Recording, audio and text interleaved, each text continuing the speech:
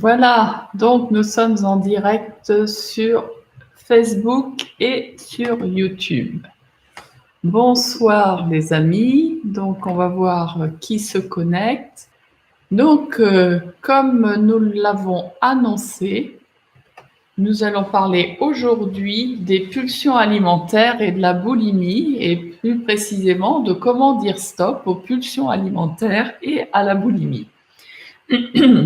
Donc, c'est quelque chose qui revient souvent, que je sois interpellée en consultation ou même lors de conférences.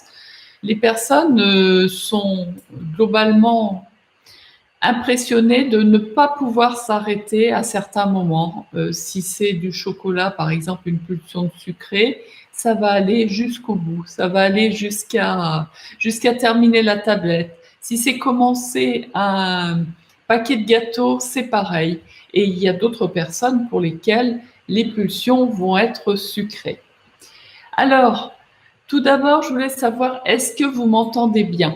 Est-ce que vous arrivez à bien percevoir à la fois l'image et à la fois le son? Donc, vous nous mettez en commentaire si vous pouvez percevoir l'image et le son.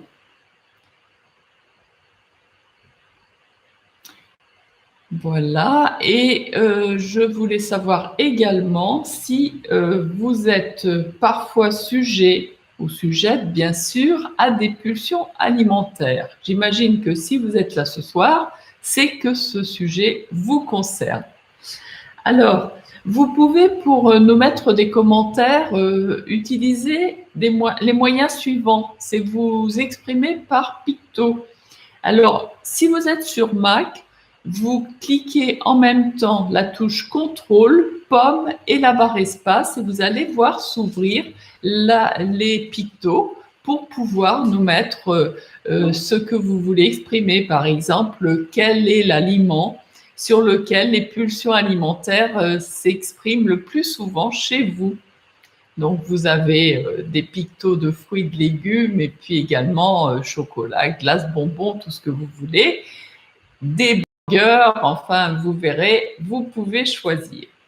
Si vous êtes sur PC, dans ce cas-là, vous appuyez la touche Windows et en même temps la touche point virgule et vous aurez accès à cette page avec les pictogrammes.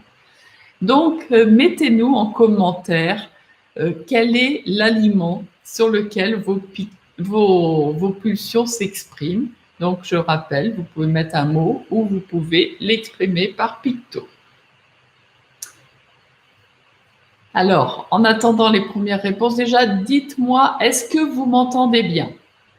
Est-ce que vous voulez bien mettre en commentaire si le son vous parvient bien, si l'image vous parvient bien, de façon à ce qu'on puisse interagir ensemble?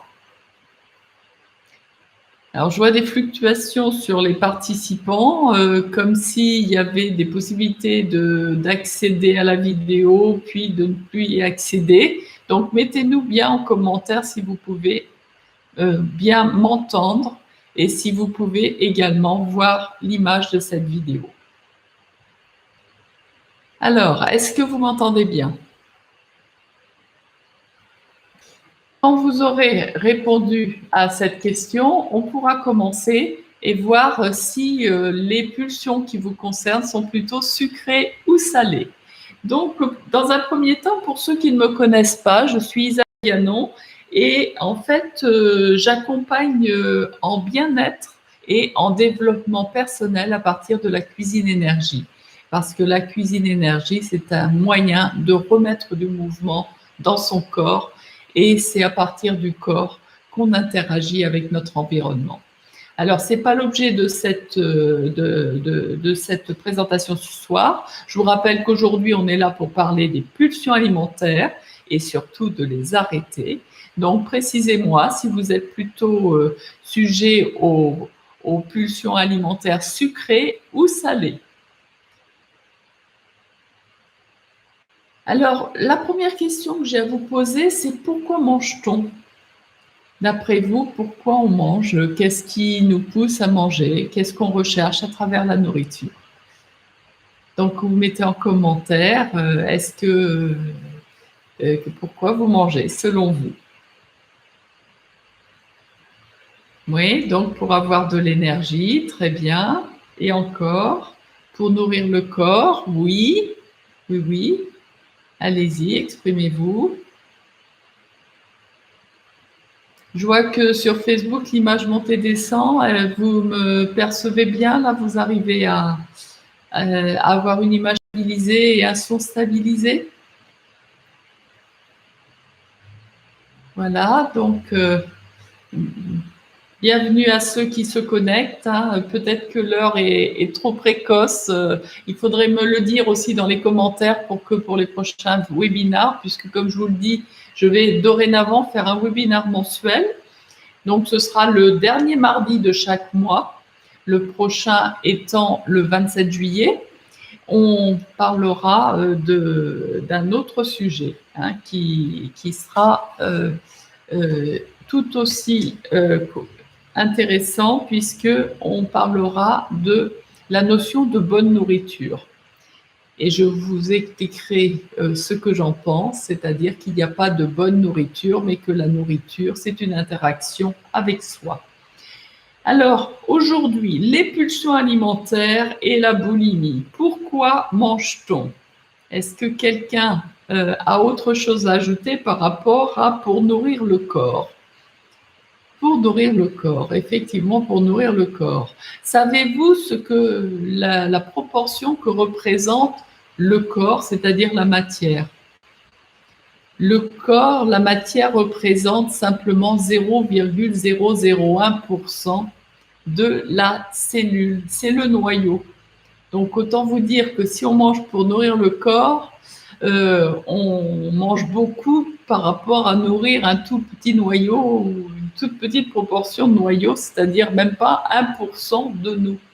Et tout le reste, c'est-à-dire 99,999999%, c'est l'énergie, c'est-à-dire tout ce qui entoure la cellule. En fait, quand on voit une main, la main, c'est des atomes qui sont entourés d'énergie. C'est-à-dire que nous, on voit ça de façon solide, mais si on avait une vision complète, on verrait traverser l'énergie à travers la main.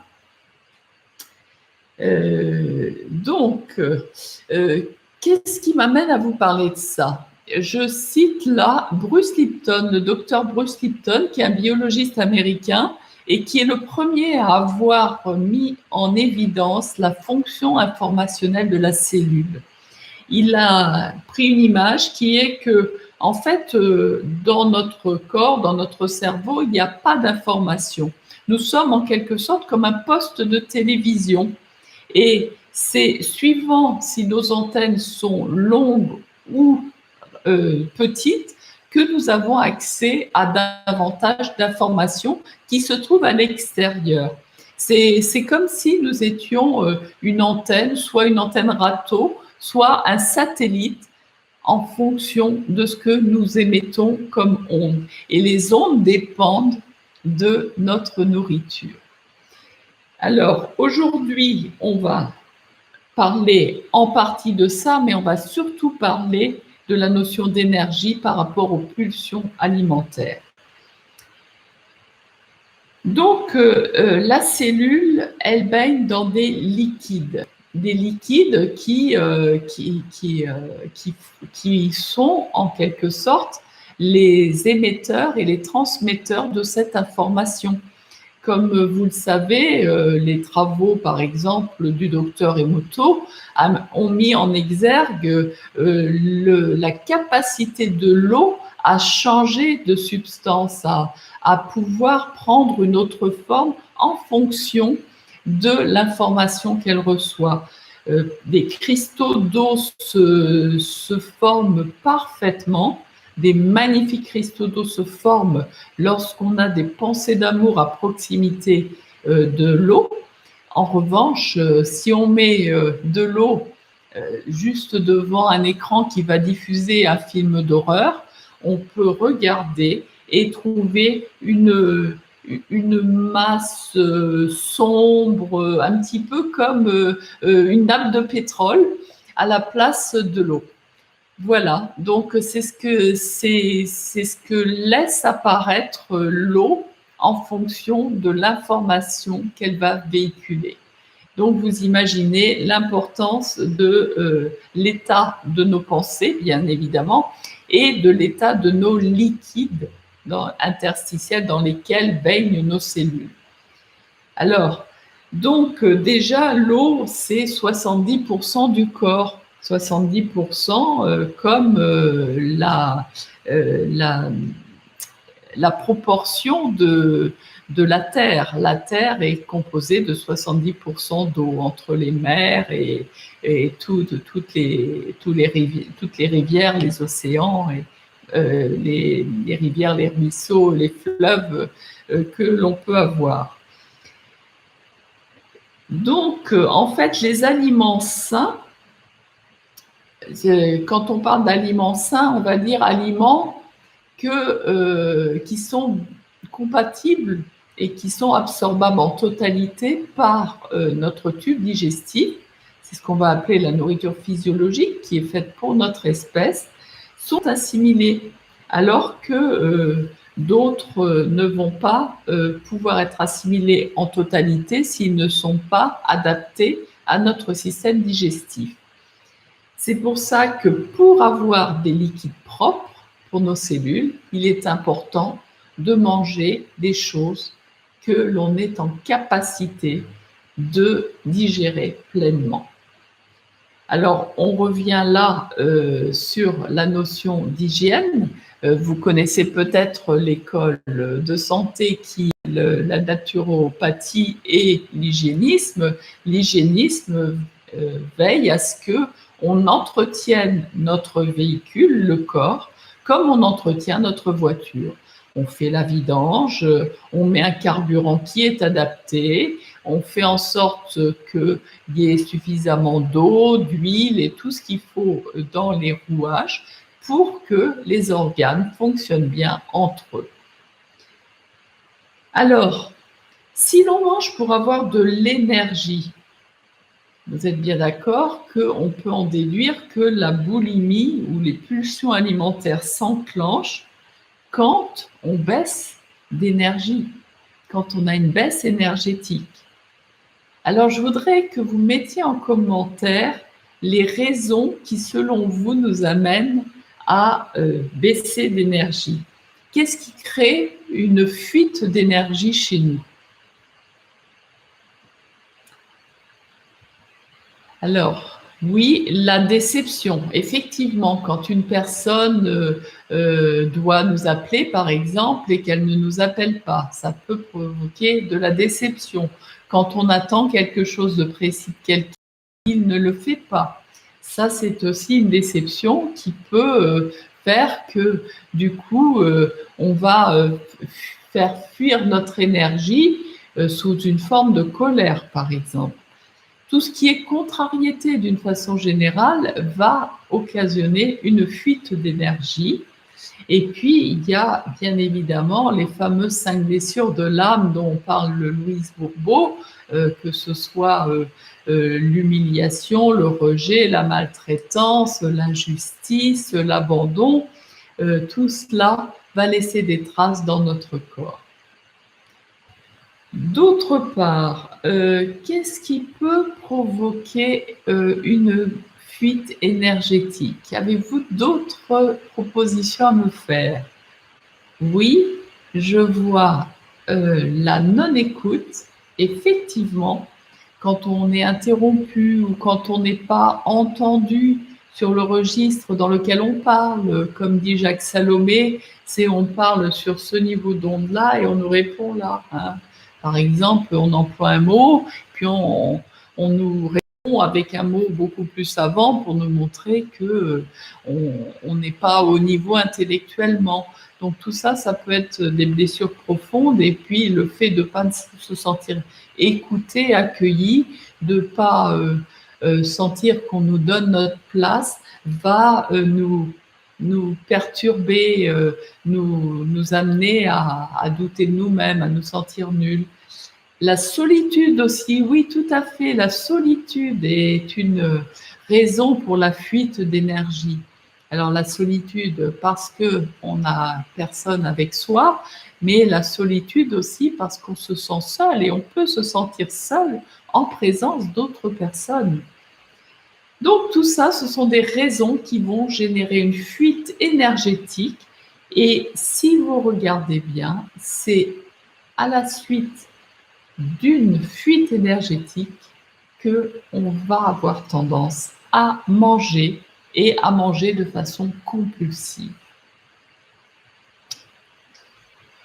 Alors, donc tout ça nous ramène aux solutions et la première clé, ça va être de ne pas laisser l'autre nous définir. Si l'autre nous définit en nous traitant comme il se traiterait lui-même, c'est-à-dire en ne nous accordant pas de soins, d'attention et tout, il nous parle de lui, il ne nous parle pas de nous. Et c'est important de se définir soi-même. Donc je vous invite vraiment à prendre le temps de poser sur un papier, vous pouvez même prendre un petit carnet et avoir des temps comme ça pour vous, où vous mettez ce qui est important pour vous, les qualités que vous vous reconnaissez, en quoi vous êtes aimable selon vous. Peu importe si vous n'avez pas des signes de reconnaissance extérieure, il suffit que vous-même ayez la capacité de vous définir à travers ces qualités-là pour que les autres vous perçoivent avec ces qualités-là. Et dans ce cas-là, vous serez un appeleur d'énergie, vous serez un aimant qui attirera l'énergie à lui, plutôt que d'être quelqu'un qui va chercher l'énergie à l'extérieur et donc qui sera forcément frustré. Mais en allant chercher l'énergie à l'extérieur, c'est-à-dire en attendant la reconnaissance de la part d'autres personnes, on est bien évidemment en fuite d'énergie. Donc, première solution, première clé pour limiter les pulsions alimentaires, se définir soi-même de façon positive. Alors, l'optimisme n'est pas une attitude béate. L'optimisme, c'est focaliser son attention sur les choses agréables, sur les choses qui font du bien, sur ce qui nous permet de nous construire et d'avancer. Et on peut très bien faire en sorte d'oublier tout ça aussi. On peut focaliser sur ce qui n'est pas bien. J'ai plus de batterie. Donc, on va continuer. Est-ce que ça va être assez bon? Je vais chercher la rallonge.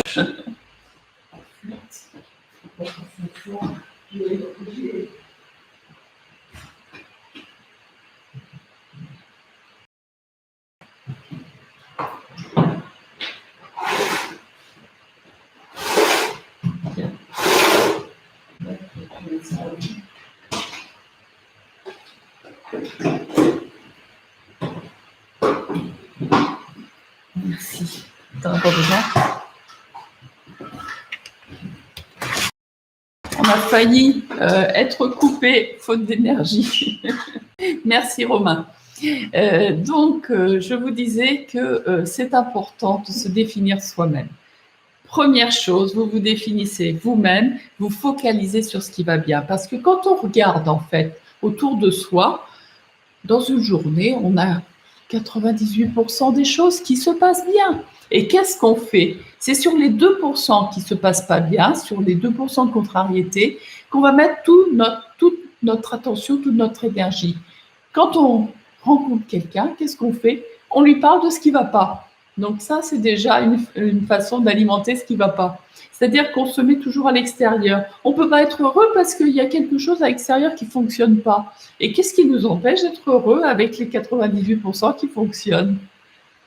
Voilà, faites attention à tout ça. Ça, c'est la première clé.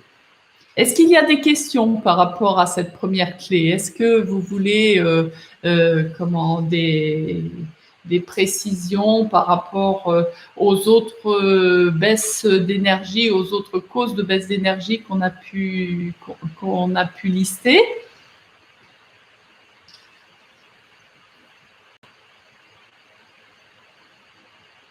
Alors, au lieu de nourrir notre amour de soi pour pouvoir exercer notre capacité à agir dans ce monde, à être acteur de sa vie, on va se doter en quelque sorte, se donner du désamour. Et c'est ce manque d'amour qu'on va aller chercher à travers la nourriture, parce que bien évidemment, le manque d'amour, ça décharge notre énergie et on va essayer de compenser par la nourriture. Seulement, comme on ne s'aime pas, on va en plus se maltraiter. C'est-à-dire qu'on va prendre de la nourriture qui, au lieu de nous apporter de l'énergie, va nous faire baisser en énergie. C'est-à-dire que ça va être quelque chose qui va ralentir notre organisme, qui va peser sur notre estomac, qui va nous faire mal, hein. Je connais des personnes qui vont jusqu'à la crise de foie quand elles sont dans certaines formes de désamour qui les conduisent aux pulsions alimentaires. Alors, que manger? La question, c'est que manger pour remonter son énergie? Selon vous, mettez-nous en commentaire ce que vous mangeriez, vous, pour remonter votre énergie. Alors, je vous rappelle que vous pouvez le mettre en picto, ce qui va être totalement anonyme. Pour interagir, si vous êtes avec un Mac, vous appuyez sur CTRL pomme et la barre espace en même temps et vous avez la page des pictos qui s'ouvre. Si vous êtes sur un PC, vous appuyez sur la touche Windows en même temps que sur la touche point virgule et vous aurez également la page des pictos qui s'ouvrira. Donc, mettez-nous, selon vous, quels sont les aliments qui remontent notre énergie? Alors, oui, les fraises, bon, ben pour vous, c'est les fraises, d'accord. Mais encore, les fruits et les légumes, oui, les fruits et les légumes, oui, bien sûr, parce que nous sommes des frugivores, en fait. Nous avons exactement le même système digestif que les grands singes, c'est-à-dire des frugivores, et c'est ce que nous digérons le mieux. Autre chose, l'eau. L'eau est important.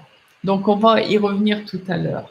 Mais dans un premier temps, effectivement, les fruits et les légumes, et donc tout ce qui est aliments qui s'assimilent parfaitement par notre organisme de façon à ce que les liquides dans lesquels baignent nos cellules soient propres, soient fluides, pour que l'information entre les cellules et donc entre les organes, avec l'extérieur, avec notre environnement, passe bien.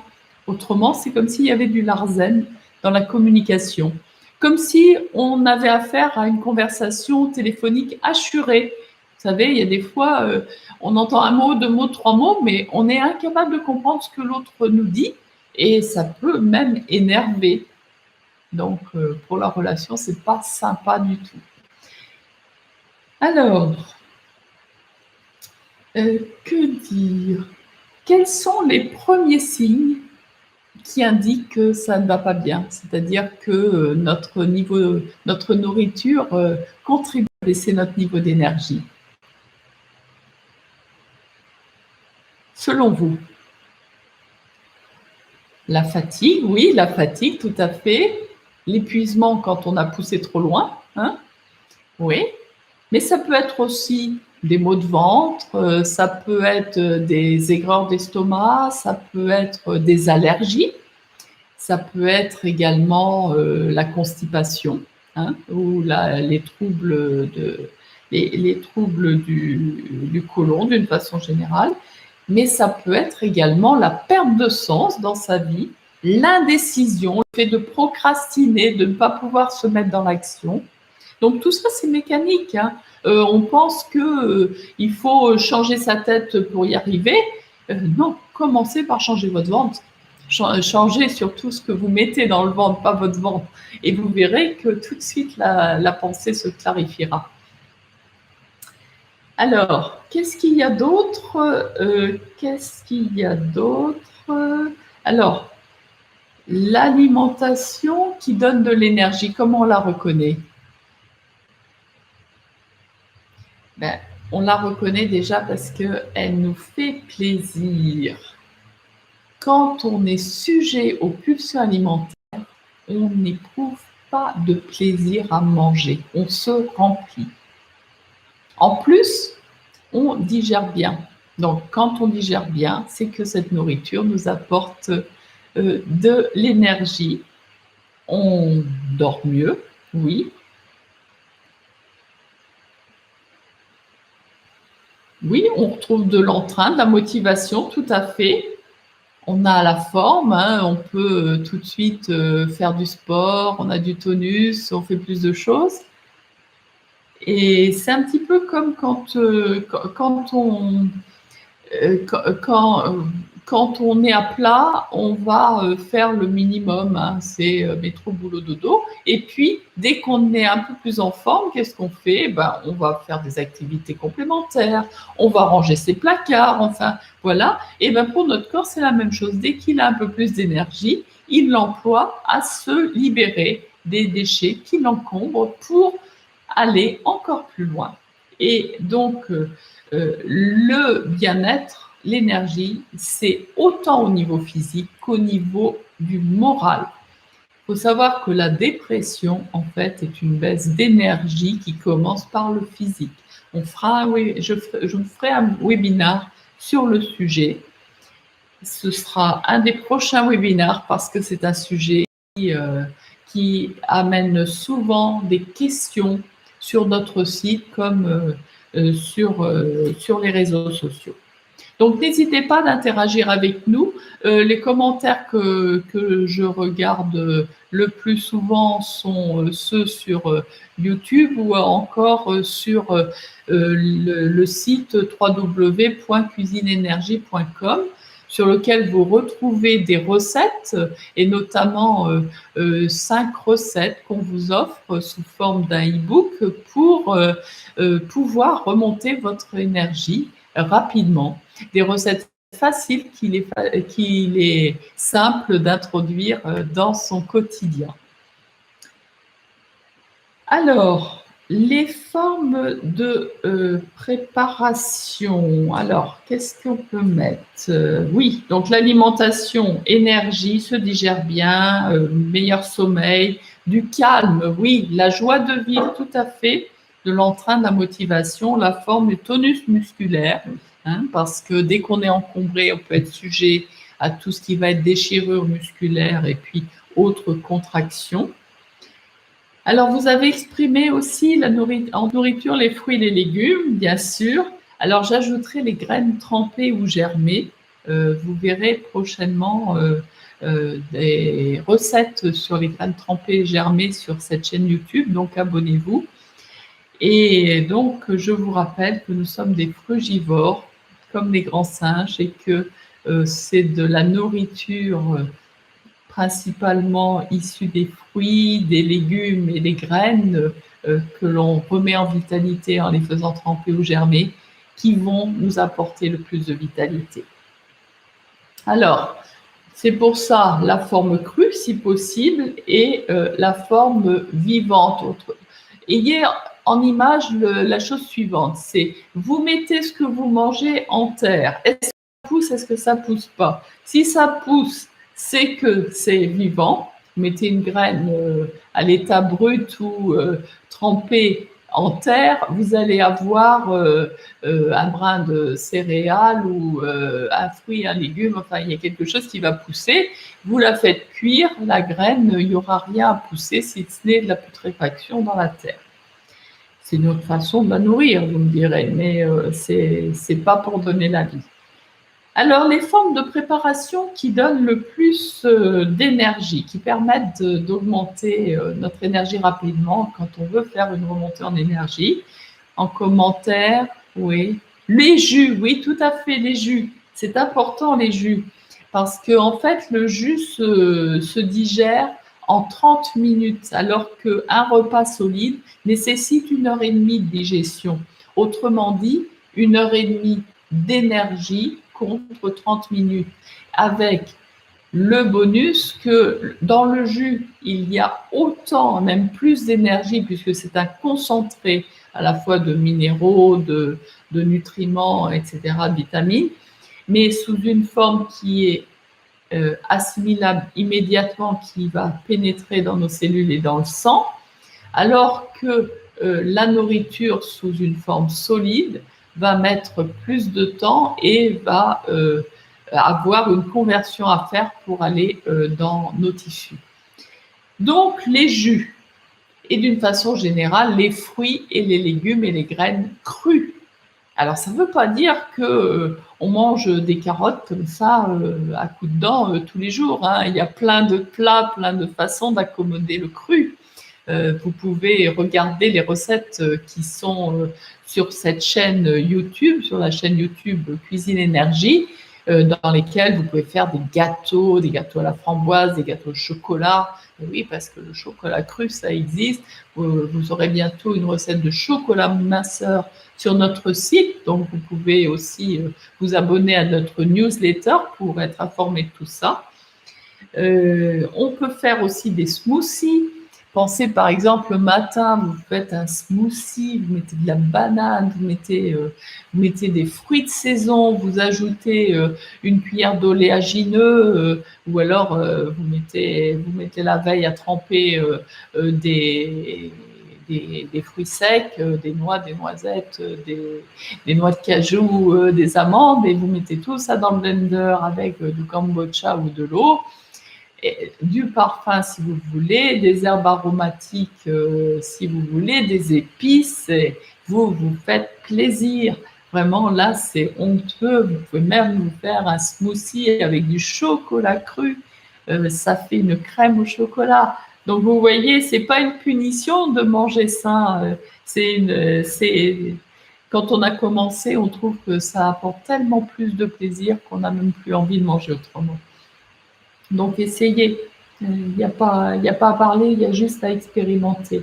Alors, à ce propos, j'organise un stage les 9, 10 et 11 juillet sur, justement, une immersion de 3 jours en cuisine énergie où on prépare ensemble, ce qui vous permet d'apprendre des façons de combiner les aliments au plein cœur de leur vitalité et surtout d'expérimenter ce qui va se produire dans votre corps.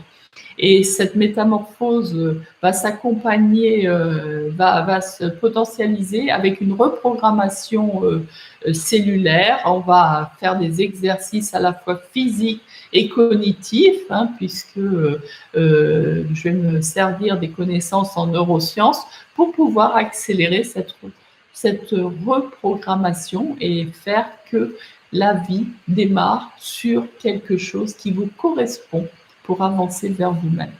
Donc, vous pouvez regarder sur le site et avoir des renseignements ou nous contacter pour ce stage de 3 jours en immersion sur la cuisine énergie et la reprogrammation cellulaire. Donc, on voit autant les blocages émotionnels que les mémoires familiales qui peuvent intervenir. Alors, je vous ai mis dans la vidéo sur dire stop aux pulsions alimentaires une mention particulière de l'aliment magique. C'est-à-dire que chacun d'entre nous a un ou plusieurs aliments magiques. C'est un aliment qui va nourrir particulièrement son corps et son esprit au moment où il va avoir envie de le manger. Et donc, on choisit parmi les aliments pleins de vitalité celui qui vous correspond. Donc, ça se fait dans les accompagnements. Et également, vous pouvez vous-même commencer en passant à table guidé par le goût.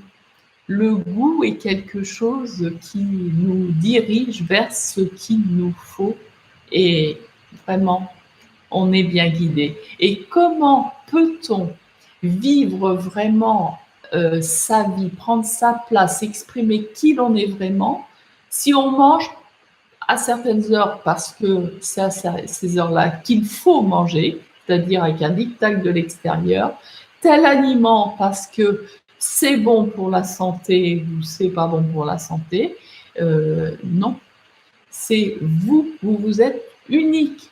Si on part de son goût, on se construit une vie qui correspond à son goût. Le goût, c'est l'estime de soi en quelque sorte. Et quand vous pensez le matin à un aliment comme ça qui vous fait envie, mais ça vous pousse à sortir du lit, ça vous donne de l'entrain, rien qu'à y penser. Donc, mettez vos petits rituels comme ça. Qu'est-ce qui me donne vraiment beaucoup, beaucoup, beaucoup de plaisir? Alors, les astuces aussi pour arriver à satiété. Les astuces pour arriver à satiété, première chose, respirer. Je vais vous donner une indication, c'est la cohérence cardiaque. Vous commencez par faire 5 minutes de cohérence cardiaque avant de passer à table. Donc c'est très simple, vous prenez votre smartphone, vous enclenchez le chronomètre et vous faites 5 secondes, vous inspirez, 5 secondes, vous expirez, comme ça pendant 5 minutes. Et vous verrez que vous allez harmoniser en quelque sorte votre respiration avec la respiration universelle, c'est-à-dire qu'il y a une harmonisation du rythme. Et je vous rappelle que la substance que nous partageons tous, c'est l'air. Toutes les espèces, tous les mondes, que ce soit minéraux, végétaux, animaux, humains, ont besoin de l'air. Nous sommes vivants du premier souffle au dernier soupir. Nous ne pouvons survivre à un manque d'air que quelques minutes. Donc, autant vous dire l'importance de l'air. Alors, première chose, la cohérence cardiaque. Si vous avez du mal parce qu'il y a une agitation intérieure et tout, entre chaque bouchée, reprenez une inspiration. C'est-à-dire, vous mangez, prenez le temps d'inspirer à nouveau. Vous reprenez une bouchée, inspirez à nouveau. Et progressivement, vous allez retrouver de l'espace pour construire votre vie. Le docteur Frédéric Salman préconise également de diviser son assiette en deux. Et quand on arrive à la moitié, d'attendre 5 minutes chrono en main avant de passer à l'autre moitié. Pourquoi? Tout simplement parce que la satiété arrive au bout de 20 minutes. Donc, si on mange très vite, on a fini en 10 minutes. Si déjà on met un espace de 5 minutes au milieu, une fois qu'on mangera la deuxième partie, le temps de la satiété sera écoulé et on n'aura plus envie de prendre autre chose que le contenu de l'assiette. Alors, il y a aussi les coupes-fins. Alors, moi, je vais vous en indiquer quelques-uns, mais en même temps, je ne suis pas trop pour les coupes-fins. Je vais vous dire pourquoi. Pour moi, c'est une supercherie, c'est une tromperie. Hein. Je vais vous indiquer ceux que je trouve les plus, on va dire, les plus francs et les plus cohérents. C'est déjà l'agar-agar, parce que c'est une algue et on vient de la mer. La vie est sortie de l'eau de mer et de l'eau d'une façon générale et de l'eau de mer. Hein. D'abord le plancton, le microplancton, les micro-organismes, puis jusqu'à les différentes espèces animales et l'être humain qui s'est redressé et qui est sorti de l'eau. Donc, de prendre une algue comme l'agar-agar, c'est un petit peu un retour aux sources. On peut le voir comme ça. Alors pour ça, si vraiment vous avez, vous détestez parce que vous mangez trop, dans ce cas-là, faites-le. Vous prenez une cuillère à café d'agar-agar, de poudre d'agar-agar que vous mettez dans un verre d'eau et une eau plutôt à température, hein, pas une eau glacée, légèrement tiédie, mais voilà. Donc vous mélangez bien et vous buvez ce mélange avant de commencer votre repas. L'agar-agar va continuer de gonfler et donc va remplir artificiellement votre estomac qui va arriver et qui va envoyer le signal de satiété plus tôt. Donc ça peut être une bonne chose. Il y a le fucus qui est une algue qu'on peut utiliser soit en gélule, soit autrement. C'est le même principe, hein, on vient de l'eau. Il y a des tubercules, hein, comme un tubercule asiatique que l'on connaît, qu'on utilise aussi pour tout ce qui est arrêt du tabac, c'est le konjac. Alors, ça dépend des organismes, ça dépend des personnes. Il y a des personnes chez qui ça va provoquer des maux de ventre, tous ces coups de faim, tous ces trompes la faim. Donc, soyez vigilants. Déjà, la première chose, c'est boire beaucoup d'eau parce que l'eau remet du mouvement dans le corps et puis ça fait un effet chasse d'eau, quoi. Les matières stagnantes peuvent plus facilement être évacuées. Donc, ça fait moins de travail pour l'organisme quand on diminue le tas de déchets et puis donc on économise son énergie tout autant. Alors, déjà, faites-vous plaisir en mangeant. N'achetez pas les choses en fonction des prix. Je ne vous dis pas d'acheter du caviar, hein, mais je veux dire qu'on peut avoir des fruits et des légumes de saison à des prix tout à fait raisonnables. Prenez ceux qui vous font de l'œil sur les étals du marché. Allez voir les producteurs. Pas forcément bio, je veux dire que si vous avez un producteur qui a une bonne bouille et qui vous inspire confiance, choisissez celui-là. Soyez pas à la recherche du nec plus ultra, du parfait, parfaitement parfait. C'est comme ça que on abandonne toute bonne résolution. Il vaut mieux accepter de faire un petit pas chaque jour. C'est vraiment comme ça qu'il faut voir les choses pour progresser. C'est se mettre en capacité avec un petit pas chaque jour pour progresser. Et c'est pour ça que je vous invite vraiment, vraiment, vraiment à vous faire plaisir en mangeant, à manger ce qui vous appelle, ce qui vous fait envie.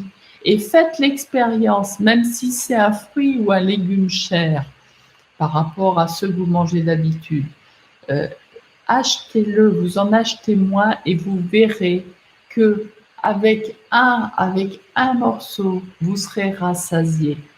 Faites l'expérience par exemple avec les concombres. Vous prenez un concombre local fait par un producteur, un maraîcher qui a une bonne tête. Ça n'a rien à voir avec les concombres qu'on trouve, qui ont parcouru la moitié de l'Europe et qui arrivent très insipides et qui en plus ont été cultivés dans des conditions qui assèchent complètement, qui transforment l'écosystème parce qu'on va les arroser à haute dose au milieu du désert. Donc, faites-vous plaisir. Vous verrez, ça vous coûtera moins cher et vous aurez beaucoup plus de satisfaction. Vous mangerez moins, ce qui fatiguera moins votre organisme et vous aurez plus d'énergie avec le si peu que vous mangerez. Voilà. Quand on mange, on se prépare un bon petit plat. Prenez ce temps-là comme une méditation de pleine conscience. C'est manger en pleine conscience, déguster et quand bien même vous auriez une pulsion alimentaire, faites-la en pleine conscience. Vous verrez que ça vous arrête bientôt. Soyez en relation avec vous par la conscience de ce que vous faites. C'est pas je mange par habitude, allez hop, je suis une paquet de gâteau, je mange ça parce que c'est l'heure. Non, non, non, non. C'est est-ce que j'ai faim? Si j'ai pas faim, je mange pas. Si j'ai faim, j'essaie de pousser un petit peu plus loin le moment de la faim parce que le temps où on est affamé est un temps où l'organisme va puiser dans les réserves, donc nettoyer. Voilà, ça déjà. Et puis, vraiment, en se nourrissant en pleine conscience, c'est la confiance en soi qu'on nourrit également. Alors les vrais aliments qui nourrissent et non les coupes-faim vont apporter plus de vitalité. Vraiment, soyez honnête avec votre corps et vous verrez qu'il vous le rendra. Il vous donnera déjà accès à de l'information honnête et non pas à des tromperies. D'ailleurs, on voit bien que le mode de communication aujourd'hui est de plus en plus tronqué et je fais partie de ceux qui pensent que ça a une relation avec notre façon de manger qui est tronquée par rapport à ce que notre corps nous demande et aussi à ce qu'on lui envoie. Regardez, on a des aliments qui sont des aliments gras sans graisse ou dégraissés, on a des aliments sucrés qui sont sans sucre, mais qui ont des édulcorants, qui ont des effets encore plus néfastes que le sucre. Donc tout ça, évitez les coupes-faim, évitez, ayez-y recours pour démarrer, mais après, mangez des choses qui vous nourrissent et vous verrez qu'il n'y aura plus besoin de coupe-faim. Est-ce qu'il y a des questions par rapport à tout ça? Mettez-nous en commentaire les questions que vous auriez.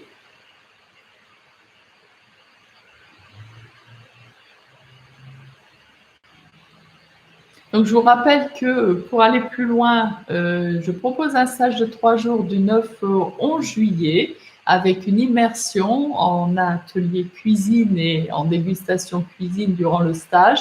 Et ce stage que vous retrouvez sur le site www.cuisineenergie.com, je vous mettrai le lien en description. Et en fait, vous pouvez reprogrammer non seulement vos cellules, mais aussi votre façon de penser pour pouvoir enclencher une autre dynamique dans votre vie. Alors, vous pouvez aussi commencer par un coaching alimentaire. Hein. Tout ça, c'est possible. Et pour aller plus loin et commencer de façon agréable une descente alimentaire, prochainement sur le blog de cuisineenergie.com, je vous posterai la recette du chocolat minceur. Vous imaginez se faire plaisir avec un chocolat plein de goût, un chocolat cru qui peut se faire sous une forme crémeuse, sous une forme glacée, sous une forme de petites bouchées. Et tout ça, vous l'aurez dans le blog sur notre site cuisineenergie.com. Alors, si vous avez aimé ce live, likez et partagez afin qu'il puisse être vu par d'autres personnes. N'hésitez pas et continuez surtout à avancer vers vous-même avec la cuisine énergie en nous suivant sur la chaîne YouTube, sur les réseaux sociaux et sur notre site, en parcourant notre blog et en y retrouvant nos recettes et notamment l'e-book pour commencer une remontée d'énergie en cuisine énergie. Merci pour votre attention et à très bientôt. Donc le prochain live, je vous le rappelle, aura lieu le mardi 27 juillet à 18h30 et aura pour thème « Il n'y a pas de bonne nourriture ». Et vous verrez qu'il n'y a pas de notion de bonne ou de mauvaise nourriture. À très bientôt. Et si vous avez des questions d'ici là, mettez-les en commentaire, je répondrai. Au revoir.